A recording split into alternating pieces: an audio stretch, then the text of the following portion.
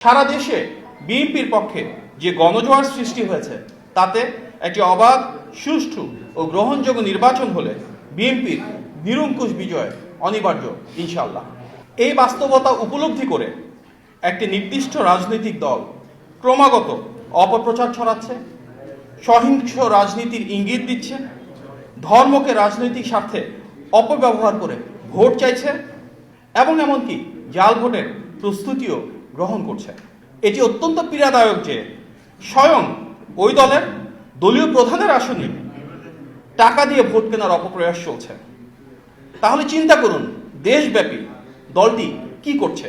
একইভাবে আমরা দেখেছি খুলনা 1 আসনের সেই দলের প্রার্থী ভোটারদের মাঝে নিজ হাতে টাকা বিলাচ্ছেন, যা ইতিমধ্যে গণমাধ্যমেও উঠে এসেছে।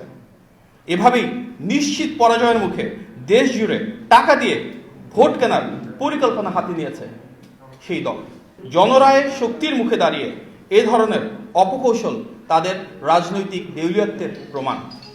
যারা সারাক্ষণ সততা, দুর্নীতির বিরুদ্ধে অবস্থান এবং ইনসাফের বয়ান তৈরি করেন, তারাই যদি নির্বাচনের মাঠে টাকা দিয়ে ভোট কেনার চেষ্টা করেন তাহলে সেটি অত্যন্ত লজ্জাজনক।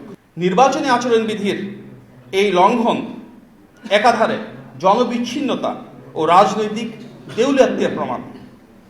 যে দলটি প্রতিনিয়ত দুর্নীতির বিরুদ্ধে কথা বলে তারাই যদি ভোটের মাঠে দুর্নীতির মাধ্যমে টাকা ছড়িয়ে দলীয় প্রধানের আসন সহ দেশব্যাপী এভাবেই জনগণের ভোট কিনতে চায়, তাহলে এর চেয়ে বড় দ্বিচারিতা ও নৈতিকতার লঙ্ঘন আর কি হতে পারে।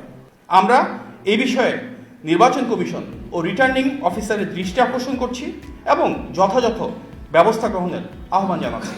বিএনপির অবশ্যম্ভাবী বিজয় নস্যাৎ করতে যত অপপ্রচার, ষড়যন্ত্র, অর্থনৈতিক লেনদেন কিংবা সহিংসতায় করা হোক না কেন, গণতন্ত্রকামী জনগণ তা রুখে দিয়ে নিজেদের অধিকার সুপ্রতিষ্ঠিত করবেন ইনশাআল্লাহ।